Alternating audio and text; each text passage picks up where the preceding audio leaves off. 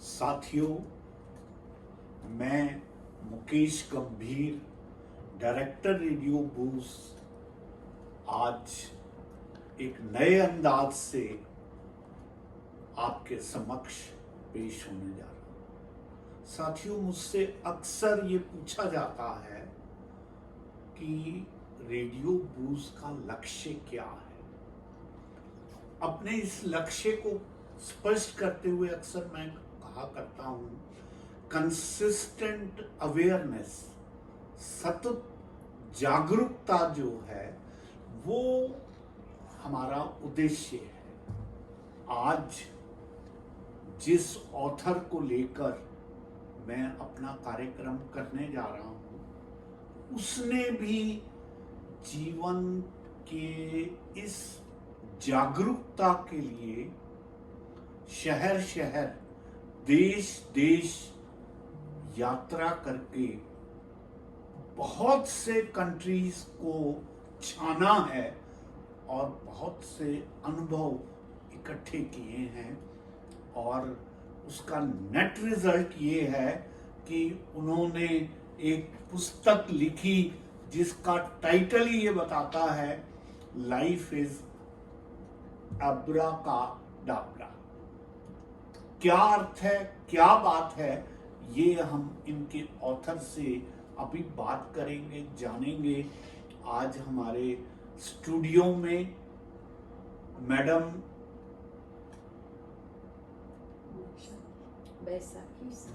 बैसाखी शाह उपस्थित हैं।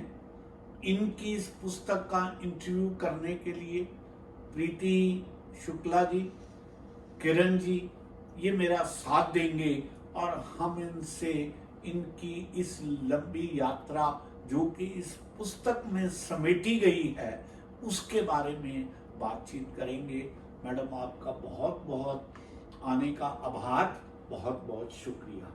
तो सबसे पहले मैं आपसे ये जानना चाहूँगा कि आपकी इस किताब का जो टाइटल आपने रखा है उसका क्या अर्थ आप लेने जा रही हैं, इसमें क्या समझाना चाहती हैं? जरूर। सबसे पहले thank you for inviting me here ji. और मेरी हिंदी थोड़ी कच्ची है तो मैं कोशिश करूंगी सब कुछ समझाने में जी। तो एब्राकाडाब्रा एक हिब्रू शब्द है जी, जिसका मतलब है मैं जैसा बोलूंगी वैसा ही सृष्टि करूंगी। ओके। तो जब हम बचपन में छोटे थे तो हम वो सारे मैजिकल कहानियां पढ़ते थे, जैसे अली बाबा दरवाजे के सामने जाता है और बोलता है खुल जा सिमसिम और दरवाजा खुल जाता है जी। अलादीन अपना लैंप घिसता है और जीनी आ जाता है, जीनी आके बोलता है your wish is my command. Okay. तो ये सब तो हम किताबों में एज ए फेरी टेल उस टाइप से Yes. पढ़ते थे, बट क्या जिंदगी भी ऐसी जादू हो सकती है? ओके। तो मैंने अपने जिंदगी में, मैं 17 साल की उम्र में इंडिया छोड़ के चली गई थी। Okay. तब से लेके अब तक करीबन 20 साल के ऊपर मैं पूरे दुनिया के अलग अलग महाद्वीपों में रही हूँ। Okay. अलग अलग देशों में लोकल लोगों के साथ उनके घर रही हूँ, उनका खाना खाई हूँ, उनका वेशभूषा पहनी हूँ, उनके रिलीजियस और ट्रेडिशनल फंक्शंस में भाग ली हूँ, चरम वास्तविकताओं का सामना की हूँ। तो ये सब सिचुएशन में मेरे साथ बहुत ही क्या बोलते हैं, भारी चुनौतियां का सामना करना पड़ा और कभी कभी जीवन धमकी वाली सिचुएशन भी आ गई थी जी, जहाँ से निकलने का कोई भी तरीका नहीं था। तो मुझे पता था कि मेरा मरण यहाँ पे निश्चित है। पर वहां से कैसे मैं बच के निकली, उन एक्सट्रीम रियलिटीज जो मैं बोलती हूँ उनके ऊपर कैसे मैं विजयी पाई, वो सब एक एब्राकाडाब्रा क्षण था मेरे लाइफ में। और ये बुक कोई भी पढ़ेगा वो सिर्फ मेरे जिंदगी के एब्राकाडाब्रा क्षणों को नहीं देखेगा, वो अपने भी जिंदगी में ऐसे ऐसे क्षणों को पहचानेगा। और जब हम उसको पहचानते हैं और उस पर हम अटेंशन देते हैं, उसको हम देखते हैं, उसके ऊपर विचार करते हैं, तो वो और बढ़ जाते हैं। तो वो बोलते हैं ना, energy goes where energy flows where attention goes. Yes. तो energy creates तो जो बोलते हैं हम जैसा बोलेंगे वैसा ही सृष्टि करेंगे, तो वो इसी का मतलब है कि मेरे साथ एक दो नहीं, बार बार इस बुक में 21 आब्राकडाब्रा स्टोरीज है। Okay. अगर मेरे साथ हो सकते हैं तो सबके साथ हो सकते हैं। ओके, तो हम ये मान के चल रहे हैं कि आपने जो अलग अलग कंट्रीज में वेंचर्स करे हैं, जो आपने वहाँ की यात्राएं करी हैं, उस दौरान में जो आपको रेवलेशंस हुए हैं, Exactly. जो रहस्य उद्घाटन आपको इस यात्रा के दौरान में, जर्नी के दौरान में हुए हैं, उन सबको आपने 21 कहानियों में कहने का प्रयास किया। हाँ। तो इससे पहले कि हम उनके ऊपर बात करें, आप please tell me which countries you have visited during this period? वैसे तो बहुत सारे हैं, लगभग 30 के आसपास कंट्रीज है, Okay. बट मैं महादेशों का नाम बोल देती हूँ। हाँ। एशिया से मेरी जर्नी शुरू हुई थी। Okay. तो बचपन में मैं पहले सिंगापुर गई थी, वहाँ पे मैंने अपनी पढ़ाई ख़त्म की। फिर उसके बाद एशिया में कुछ कंट्रीज में मैंने बैकपैक किया। फिर मैं यूरोप गई, उसके बाद अफ्रीका, उसके बाद साउथ अमेरिका, उसके Okay. बाद सेंट्रल अमेरिका Okay. और नॉर्थ अमेरिका। Okay. तो ये सारे महादेशों में जब मैं रही हूँ, वहाँ पे मैं काम भी करती थी, जैसे फॉरेन इंटर्नशिप्स बोलते हैं। एक स्टूडेंट एक्सचेंज प्रोग्राम लेके चली गई थी। तो उस दौरान मैं आसपास के देश भी, जिस देश में थी वहाँ से भी आसपास के देश में घूमती रहती थी। तो ऐसे लगभग 30 देश मैंने कवर किया है। बट मैंने ऐसे नहीं शुरू किया था कि मैं ग्लोब ट्रॉटर बनूंगी एक दिन या पूरे पृथ्वी का भ्रमण करूंगी। मैं कुछ ढूंढ रही थी। मैं खुश नहीं थी अपने करियर में, और मुझे लग रहा था कि मेरे ज़िंदगी में कुछ और गहरा और ऐसे कुछ जर्नी होने वाला है जिसके बारे में मुझे पता नहीं था। और एक देश के बाद दूसरे देश में ऐसे जाती रही, वो भी पूरा प्लान्ड नहीं था। मुझे ऐसे लगता है कि हमारी डेस्टिनी, जो मैं बोलती हूँ, डेस्टिनी को हिंदी में क्या बोलते हैं, मंजिल। तो उस पथ पर हमारे पास ना यूनिवर्स बोलो, ब्रह्मांड हमको ना संकेत दिखाते हैं, जैसे मार्गदर्शन कराते हैं। अगर हम उसको सुनेंगे और उस ओर हम एक कदम रखेंगे तो दूसरा चिन्ह आएगा, फिर तीसरा, ऐसे करके वो पूरा रास्ता हमको नहीं दिखाते, 1 स्टेप एट अ टाइम हमको दिखाते हैं। और जब हम उस पथ पर चलते हैं तो हमारे अंदर एक sense of purpose, sense of meaning, sense of fulfilment होता है। वो डेस्टिनी पथ है। अगर हम कोई और पथ पर जाना चाहेंगे, जा तो सकते हैं क्योंकि हमारे पास फ्री विल है, बट वहाँ पे हमको उतनी खुशी, उतनी आनंद नहीं मिलेगी जो हमारे डेस्टिनी पथ पर मिलेगी। प्रीति जी, जी हाँ, आप जिस ढंग से बात को बयान कर रही हैं, जी हाँ, मुझे एक छोटी सी कहानी याद हो आती है कि एक यात्री रात के समय लगभग 1 मील ऊंचाई के पहाड़ पर चढ़ने को था, और उसके हाथ में एक छोटी सी लालटेन थी जिसकी जो रोशनी थी वो मुश्किल से सिर्फ 2 फीट के एरिया को कवर कर रही थी, और इसी रोशनी में इतना ही रास्ता वो देख पा रहा था। उसको डर लगने लगा कि मैंने चढ़ना लगभग 1 मील है, और ये जो लालटेन है ये मुझे सिर्फ 2 फीट का रास्ता मुश्किल से दिखा पा रही है। तभी उसके भीतर से एक स्वर सुनाई दिया जिसका जिक्र आप कर रही हैं, और वो स्वर उसको ये कहने लगा कि तू चल तो सही, तू 2 फीट चलेगा, अगले 2 फीट भी तुझे इसी लालटेन से दिखाई देंगे। हाँ, शुरुआत तो करो, शुरुआत तो करो। इनकी ये पूरी किताब यही बात कहती है कि आप शुरुआत तो करिए, और जब आप शुरुआत करेंगे तो आप मंजिल अपने आप आपके पास आ जाएगी। और इस जो सर मैंने ये बुक पढ़ी तो मुझे इसमें सबसे खूबसूरत बात ये लगी कि एक लड़की है, एक छोटी लड़की है, जिसको कि 17 years old, जिसको कि चोट भी लगी हुई है। ऐसा नहीं है कि वो नॉर्मल लड़की है, हाँ। उसको चोट लगी हुई है, हाँ। लेकिन उसके अंदर इतनी जबरदस्त इच्छा शक्ति है Yes. कि उसने तो जाना ही जाना है, हाँ। उसको तो आगे बढ़ना है। तभी जब मैं उस- कहा करता हाँ। हूँ कि जो उड़ान है वो परों से नहीं हौसलों से होती हुआ है। करती है। तो ये जो आबरा का डाबरा है, बैसाखी साहा का हौसलों वाली उड़ान है, और Yes. ये उड़ान इन्होंने बहुत अच्छी करी। Yes. और हर लड़की के लिए ये वो बहुत काम की है, क्योंकि हमारे देश में लड़कियों को तो कहीं बाहर Yes, touch me not. Touch me not होते हैं। Yes. मैं रात में 8 बजे स्विमिंग पूल जाती थी स्विमिंग सीखने, हाँ। तो मेरे साथ मेरे पापा मेरे भाई को कर देते थे कि Yes. वहां तक उसको छोड़ के आओ। Exactly. और एक बच्ची उठ के सिंगापुर चली जाती है, Yes. सिंगापुर से वो यूरोप चली जाती है, Yes, और यूरोप all में alone. घूमती, All और alone. अकेले चली Yes. जाती है। पांचों महाद्वीप। और कभी हाँ। उसे डाकू मिल रहे हैं, हाँ। कभी उसका पर्स खो जाता है, Yes. कभी उसके साथ कुछ हो जाता है। Yeah. ये तो बहुत खूबसूरत बात है। Yes. तो किरण, आप क्या कहोगे? इससे पहले किरण कुछ कहना शुरू करें, हाँ। इसीलिए साक्षात रूप से मैंने इनको यहाँ बिठाया है और इनकी बात रूबरू अपने श्रोताओं से करवा रहा हूँ, ताकि उनको इस बात का सबक मिल जाए कि भाई अगर इतनी ये बड़ी कुछ कर लंबी सकती है यात्रा तो ये अकेले कर सकती हैं, बंगाली बैकग्राउंड में रहते हुए, जी हाँ। तो कोई भी हिंदुस्तानी जो कि पढ़ी लिखी है वो भी कर सकता है। कर सकता यस।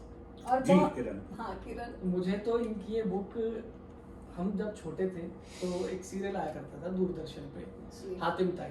हाँ हाँ यस यस तो उन हातिम ताई को जैसे ही वो एक टास्क कंप्लीट करता था, उसको नया टास्क मिल जाता था। हाँ। तो इनकी बुक्स में जो उनकी 21 स्टोरीज है, हाँ। वो मुझे उन मतलब उनके समांतर ही लगते हैं। उनसे हाँ। कंपेयर करूं तो और- ऐसा है कि मैंने अभी सिंगापुर पहुंची थी तो मेरा पर्स खो गया। हाँ अब मैंने वो पर्स को ढूंढना स्टार्ट किया, मैंने अपने पर्स ढूंढा तो पता चला उसमें डॉलर कम है। हाँ फिर मैंने उनको करना स्टार्ट किया तो मुझे फिर गुंडों ने पकड़ लिया। तो उस टाइम से, और इसके अलावा एक और आती थी सिंदबाद, हाँ जो नाव में चला करता था। तो वहां मुझे उन्हीं की तरह आपकी स्टोरी लगती है। और अगर आज की, और इसके टाइटल्स कितने अच्छे रखे हैं, इसके लिए आप विशेष हाँ, बधाई की टाइटल्स बात बहुत है, अच्छे हैं। क्योंकि जो भी टाइटल आपका है वो पूरी कथा को बयान बयां कर कर देता देता है, है, yes। और मजबूर कर देता है पाठक को कि वो इसको जरूर पढ़ें। प्रीति जी, ये जो कहानियां इसमें कही जी गई, हाँ। rather all these stories which we call it stories, but they are the live experiences which she has experienced herself. ये symbolic है। बिल्कुल बिल्कुल। हर एक आदमी के जीवन में इस तरह की ऑड सिचुएशंस आती हैं। उनकी एक मुसीबत, एक दिक्कत खत्म होती है और दूसरी दिक्कत जीवन में शुरू हो जाती है। वो चाहे गृहस्थ लाइफ है, चाहे आपकी आर्टिस्टिक लाइफ है, चाहे वो और जीवन के जितनी भी उच्च चोटी पे बैठे हुए लोगों की बात है। देखिए, Pandit Jawaharlal Nehru discovery of India में एक जगह लिखते हैं, वी सी ए मैन जी and appreciate him. But perhaps we do not know how much years he has lost for this appreciation.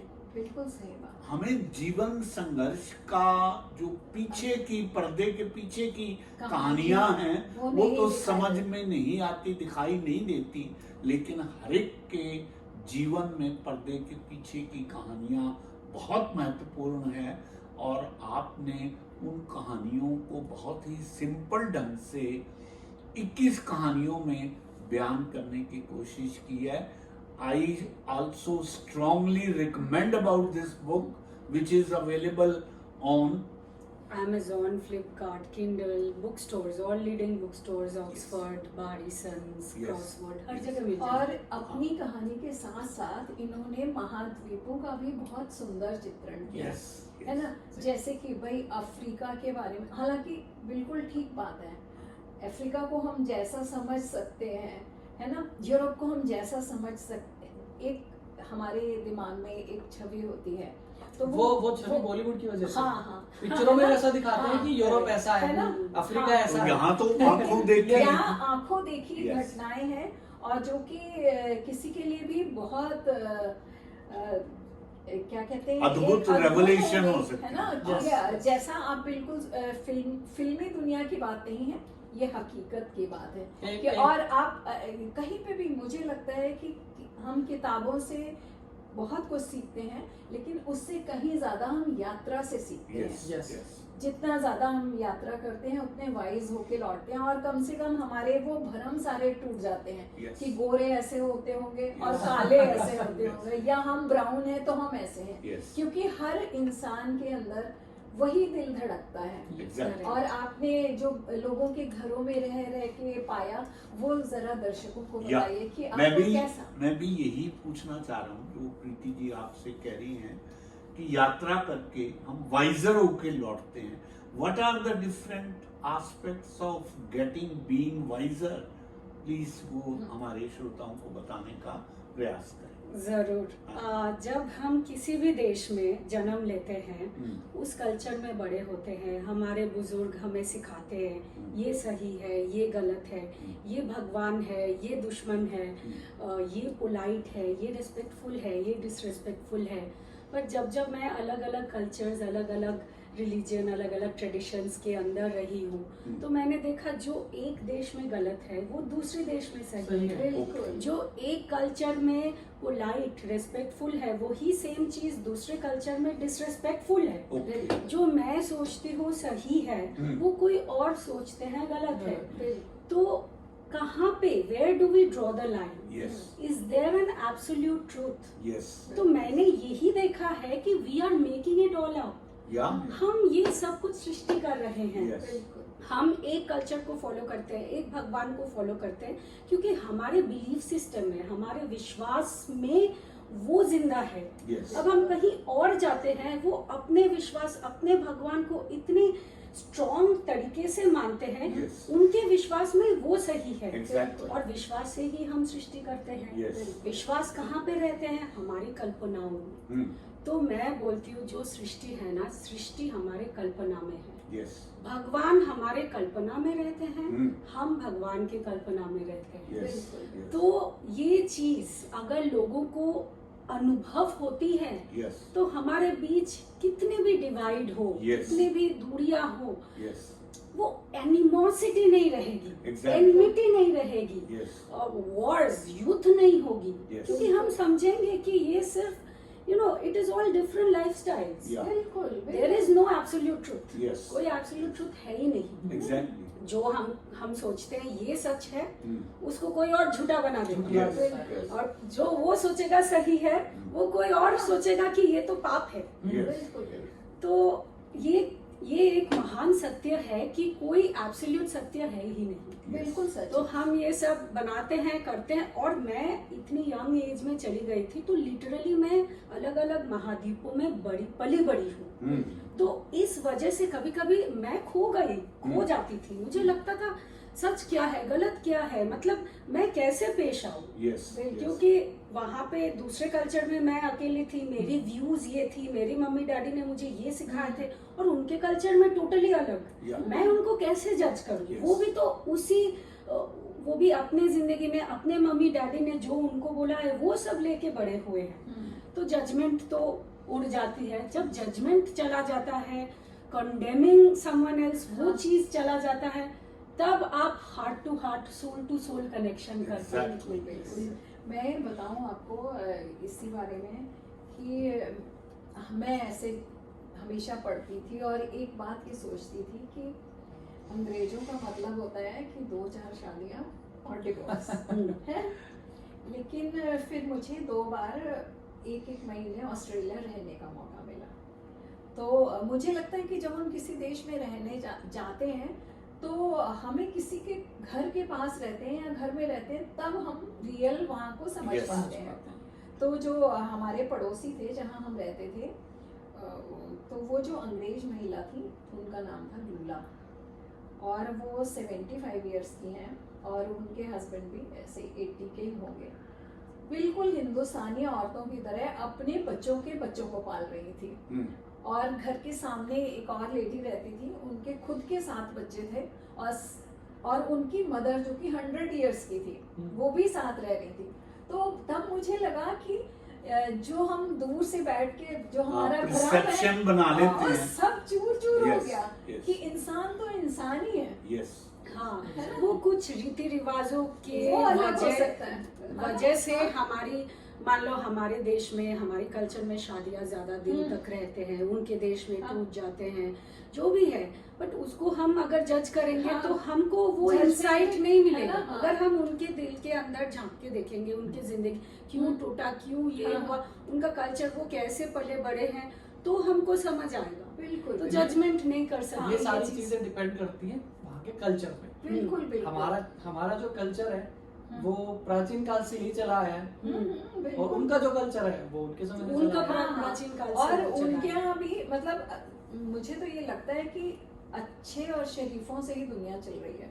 उनके यहाँ भी अच्छे लोग हैं और हमारे यहाँ भी चोरी चकारी। हर सिक्के के दो पहलू होते हैं। हाँ, हर exactly. सिक्के के दो पहलू होते हैं। बिल्कुल, इसका शैडो, यू नो, जैसे लाइट है वैसे जहाँ पे भी लाइट दिखेगा उसके पीछे तो अंधेरा ही है ना। Yes. लाइट कोई भी, ये जो फिजिकल ऑब्जेक्ट है, हम तो डुअल वर्ल्ड में है, यहाँ पे लाइट डालोगे तो उसके पीछे अंधेरा ही है। लेकिन हम इस डुअलिटी में, दीपक के नीचे हमेशा अंधेरा ही होता है। लेकिन जहाँ चाह है वहाँ राह राह है। है। ये बैसाखी साहब ने Yeah. बताया। हो सकता है आपकी जिंदगी में इससे ज्यादा इंसिडेंट रहे हैं, आपने शायद टॉप 20 बन सकते अरे हैं। ये तो इस टिप ऑफ द आइसबर्ग जो बोलते हैं, इतनी गहराई, सारे एक्सपीरियंस अब मैं लिखना शुरू करूंगी तो इतनी मोटी बुक हो जाएगी, तो उसको कंसाइज करके एक छोटा सा बुक में मैंने डाला है। एक चीज और मैं शेयर करूंगा, एक वेब सीरीज आई थी बहुत अच्छी, एलोना होमलेस। एक छोटी सी बच्ची जो जिसको उसकी मम्मी ने पाला है। अब उसकी मम्मी उसे और ज्यादा मैच्योर करने के लिए एक नोट छोड़ के चली जाती है, छुप जाती है कहीं जाके, और उसे छोटे छोटे क्लू देती है ढूंढने के लिए। अब उस छोटी लड़की के 2 भाई हैं, एक तो सबसे बड़ा जासूस शेरलॉक होम्स, और दूसरा सबसे बड़ा बिजनेसमैन वहाँ का। वो दोनों उसको ले जाते हैं अपने साथ, शहर में ले जाते हैं कि यहाँ के हिसाब से तू अब अपने आप को ढाल ले, बट वो नहीं मानती। अब उसके दिमाग में ये चीज चलती रहती है कि नहीं, मुझे अपनी माँ को ढूंढना है, और उसके लिए वो छोटे छोटे टास्क करती है। अलग अलग जगह पर, अलग अलग शहरों में, अलग अलग देशों में जाती है, ट्रेन से, ट्रम से, किसी बुग्गी में उड़ के। तो मुझे इनकी स्टोरी वैसी ही लगती है कि एक छोटी बच्ची है जिसके दिमाग में बस कुछ थॉट्स है कि मुझे वहां भी जाना है, मुझे ये भी करना है, और वो उन चीजों को करती जा रही है। प्रीति जी, इनकी बातचीत से और जो किरण जी ने कहा, देखिए एक बात हमें समझनी चाहिए, which is not indicated here, कि जो कुछ भी हम अपने बच्चों को समझाते हैं, बताते हैं, या जो परसेप्शन उनके माइंड में हम किसी भी चीज के बारे में डालते हैं, वो अपने आप में एक अमिट प्रभाव छोड़ती है। अब आप देखिए कितने संकुचित दायरे में माँ बाप रहते हैं, लेकिन जो कुछ वो जानते हैं उनको लगता है कि ये अल्टीमेट है। जबकि ऐसा होता नहीं, जबकि ऐसा नहीं होता, क्योंकि जो हमारे बाद वाली पीढ़ी आती है वो हमसे वाइजर होती है। यस। तो मैं ये कहना चाहता हूँ कि you should always remain open. उनको वो बात भी समझने दो जो हम उनको समझा नहीं सकते, और यही जीवन का फ्लो है, यही जो है प्रोग्रेस का तरीका है। तो मैं ये समझता हूँ इस पुस्तक के माध्यम से रीडर्स को ये भी बात समझ में आएगी कि दुनिया और भी है, इस जहां से आगे भी जहां है, और इस आसमान के ऊपर और भी आसमान है। तो बहुत कुछ है जो इस पुस्तक के माध्यम से हमें समझने को मिलता है। बैसाखी, आपने इन सारी घटनाओं को लिखने का विचार कब बनाया? ये मुझे एक सपने में आया था एक्चुअली। उस टाइम मैं ऐसे एक और लाइफ थ्रेटनिंग सिचुएशन में थी, तो मुझे सपने में ये बुक दिखाया गया, मतलब ये कवर नहीं, कोई ऐसे एक बुक पकड़ के खड़ा था। तो जब मैं नींद से उठी तो मुझे लगा कि मतलब ऐसे फीलिंग में वो कम्युनिकेट करते हैं कि तुम्हारे साथ ये जो एक्सपीरियंसेस हुए हैं ये लेके तुम मर नहीं सकती, तुमको ये दुनिया के साथ शेयर करना है ताकि दुनिया को भी पता चले कि मैजिक क्या होती है। क्योंकि मैंने सच में जब मैंने ये जर्नी शुरू किया था तो I was in search of real magic. अच्छा। तो मुझे लग रहा था कि कुछ तो है जो मुझे I need to discover it, what is that. तो मैं सिंगापुर ऐशो आराम की दुनिया छोड़ के अफ्रीका चली गई थी। वहाँ पे मेरे साथ बहुत इंटेंस एक्सपीरियंसेस हुए हैं, बट मैं हमेशा वो मैजिक ढूंढ रही थी। और मेरे साथ फिर ऐसे मैजिकल एक्सपीरियंसेस होते थे, मैं एक दो शेयर करूंगी बहुत ब्रीफ में। तो तब मुझे लगता था कि हाँ कुछ तो there is a higher force जो मुझे प्रोटेक्ट कर रहा है। और क्योंकि मैं अकेले थी उस टाइम, मुझे भी, क्योंकि मैं ऐसे ही फैमिली से आती हूँ जहाँ पे यंग लड़कियों को अकेले बाहर भी नहीं जाने देती, तो उस टाइम मैं लड़की होने के नाते, वो भी इंडियन होने के नाते, मुझे दो चीज़ थी कि मेरी इज्जत और मेरी प्रोटेक्शन सबसे ज़रूरी है। तो मैंने अपने आप को प्रोटेक्ट कैसे किया, क्योंकि दुनिया के सबसे डेंजरस कंट्रीज में मैं रही हूँ। वेनेजुएला में तो पहले वो तुमको शूट करते हैं फिर लूट रहे हैं, यू नो, वहाँ पे लोगों को काट काट के फेंक रहे हैं रास्ते में, उनका मिलिट्री, उनका गवर्नमेंट। वहाँ पे मैं भी I was also robbed at gunpoint, बहुत सारे ऐसे इंसिडेंट्स हुए हैं। तो मैं अपनी जर्नी से पहले एक पोएम पढ़ी थी, उस पोएम का नाम है इथाका।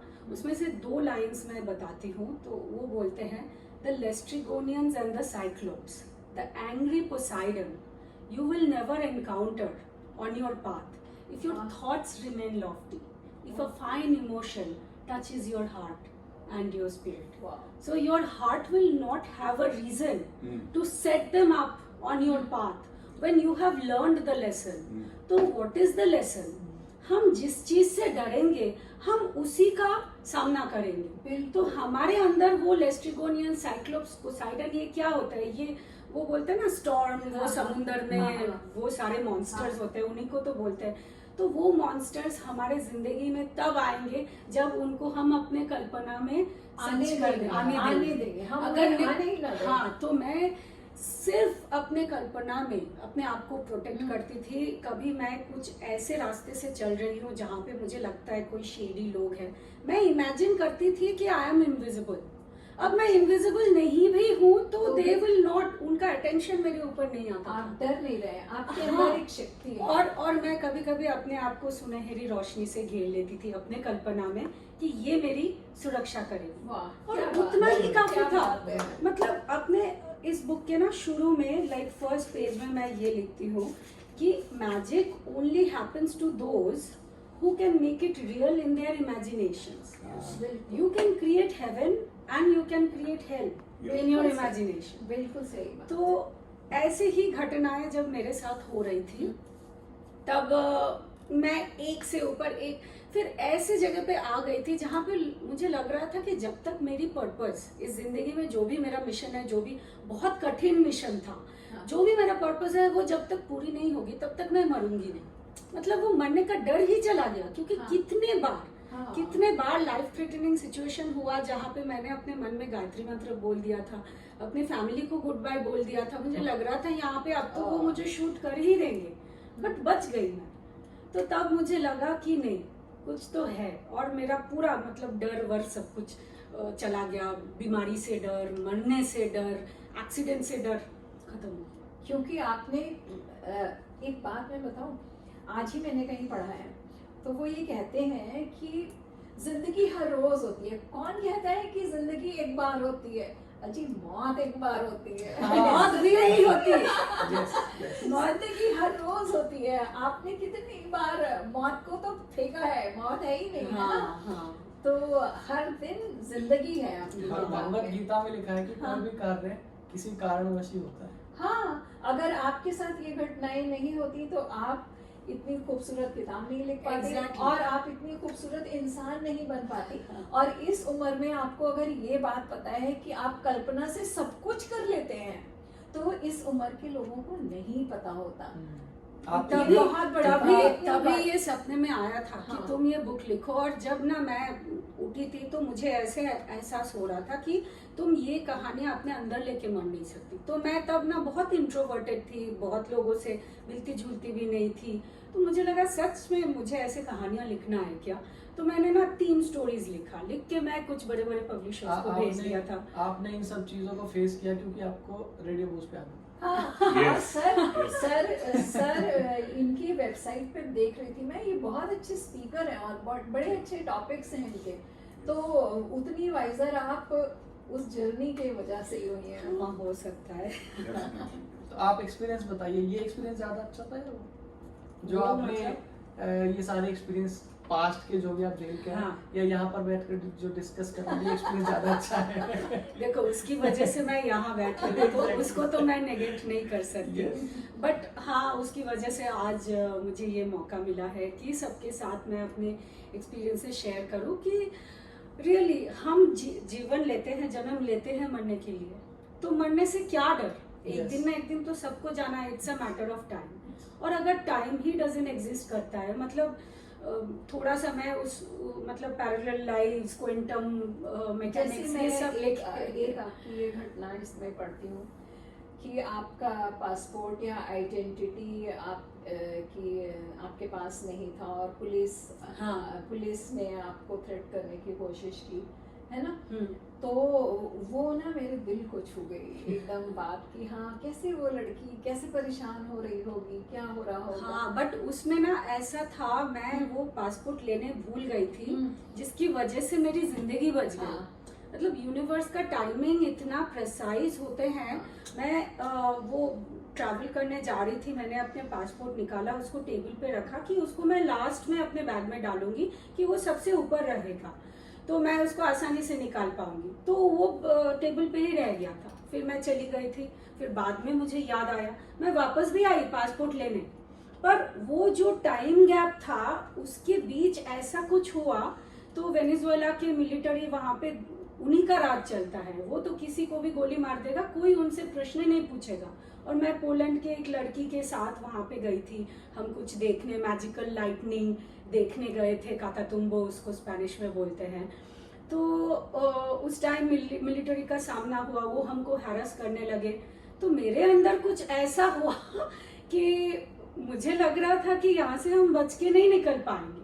बट क्योंकि वो पासपोर्ट भूल गई थी, फिर उसके बाद जो हमारा वो टाइम गैप था कि मैं वापस गई लेने, उसकी वजह से जो कुछ हुआ, मैं पूरी स्टोरी यहाँ पे रिवील नहीं करूंगी, मेरी और उसकी जिंदगी बच गई, वरना हम वहीं पे मर जाते। और ऐसे बहुत सारे घटनाएं हुए हैं। कभी कभी आई फेल्ड इन समथिंग, कि किसी चीज में फेल किया और उसकी वजह से मेरी एक बड़ा सा सपना सच हो गया। कहते हैं कि जो हम, कई बार ये भी होता है कि हम जो ईश्वर से मांग रहे होते हैं वो बड़ा छोटा होता है, लेकिन ईश्वर हमारे लिए बहुत अच्छा बड़ा प्लान करके रखे हैं। करेक्ट। मतलब हमारी होशियारियां जो हैं वो कई बार काम नहीं आती।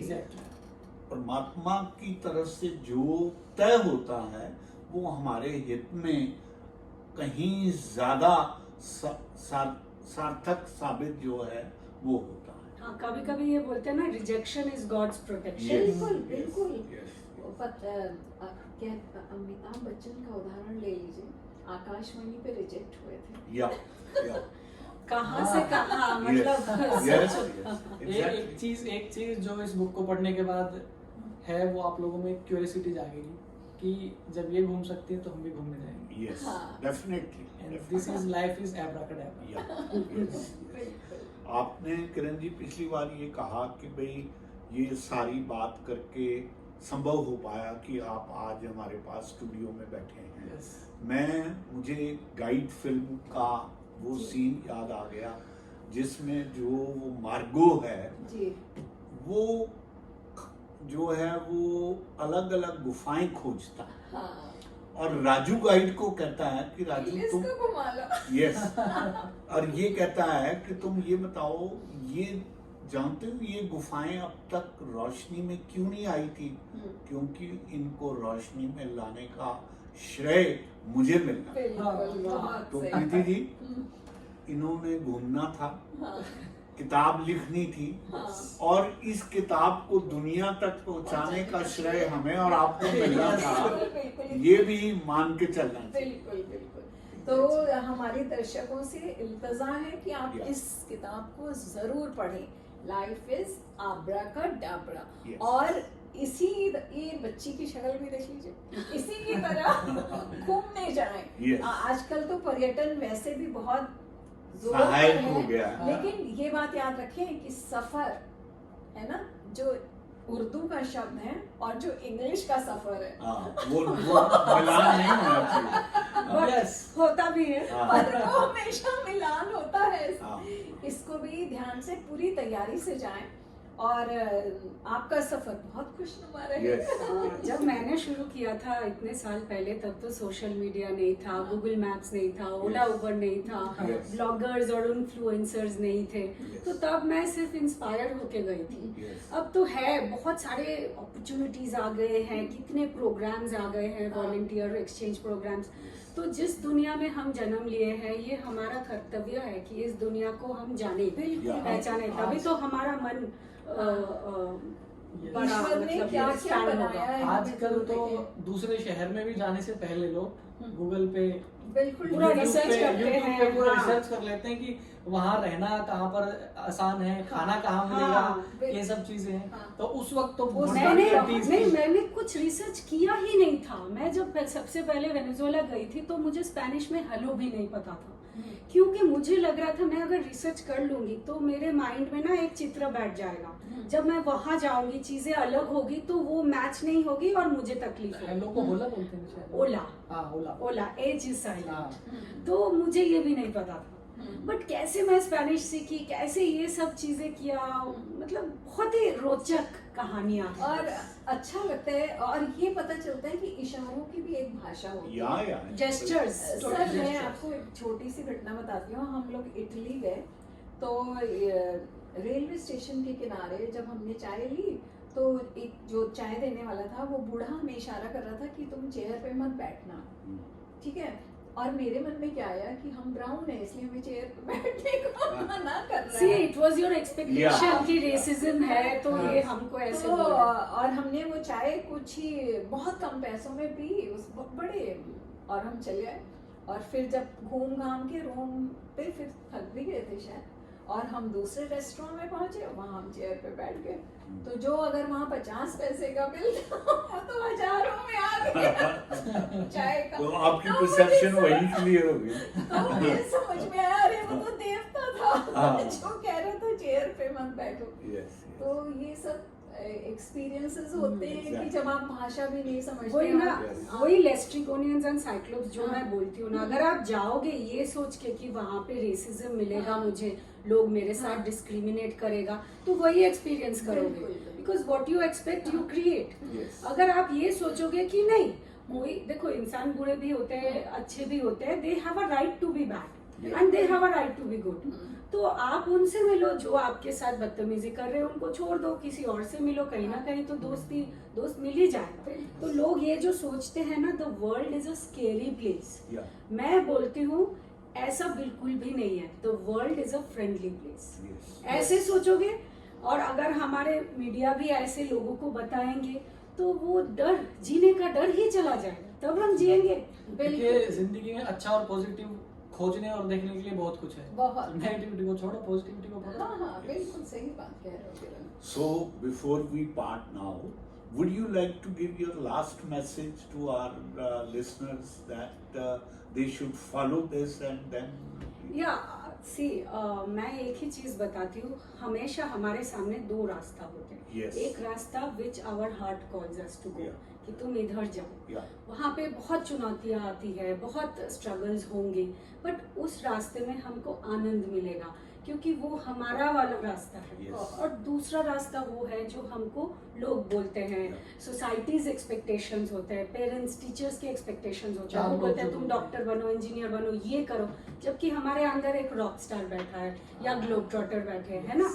तो हम दूसरे रास्ते में जाएंगे, वहाँ भी बहुत चैलेंजेस होगा, बहुत पढ़ाई करना पड़ेगा, बहुत, बट उसके साथ साथ हमको बीमारियां होगी, उसके साथ साथ हमारे साथ ऐसे कुछ होगी, या जीने का वो मजा कहीं ना कहीं चला जाएगा, क्योंकि हमारे अंदर हमको पता होगा कि हमने अपने सपने, अपने जो भी पैशन था उस दिशा में हम गए नहीं। बट कोई उम्र नहीं होती, आत्माओं की कोई उम्र नहीं होती, कहीं कभी भी किसी भी पोजीशन से आप अपने मंजिल तक जा सकते हो। अगर आप सोचते हो I want to find my passion in life, I don't have a dream, I will create a dream and I will manifest it, तो द यूनिवर्स, ब्रह्मांड आपके सामने वो अपॉर्चुनिटीज लाएगा, वो संकेत दिखाएंगे, वो इंसान लाएंगे, आपका पाथ क्रॉस होगा जिससे आपकी मंजिल पूरी हो सकती है। इसको बोलते हैं you are in the flow. 3 Idiot का डायलॉग है, काबिल बनो, काबिलियत अपने आप पीछे हाँ, बिल्कुल। और हमेशा दिल के साथ। बेटी जी, एक शेर के साथ जो किसी बड़े प्रोमिनेंट शायर ने बोला है कि जब से चला हूं मंजिल पे मेरी नजर है, जब से चला हूं मंजिल पे मेरी नजर है, अब मैं मील के पत्थर नहीं गिनता। तो बात यह है, जो लोग मंजिल पर पहुंचते हैं उनको मील के पत्थर गिनने की जरूरत नहीं होती, वो आपकी तरह अपने लक्ष्य को पूरा करके लौटते हैं और फिर आपकी तरह ही किसी अच्छी सी पुस्तक के लेखक बनते। इन्हीं शब्दों के साथ आपका आभार प्रकट करते हुए हम अपने श्रोताओं से विदाई लेते हैं। फिर किसी एक और नए लेखक के साथ हम उनके सम्मुख आएंगे। बहुत बहुत धन्यवाद, बहुत बहुत शुक्रिया। चैनल को लाइक, फॉलो और सब्सक्राइब करें और सारे सोशल मीडिया प्लेटफॉर्म्स पर हमें फॉलो करें, रेडियो के नाम से। Thank you. Thank you.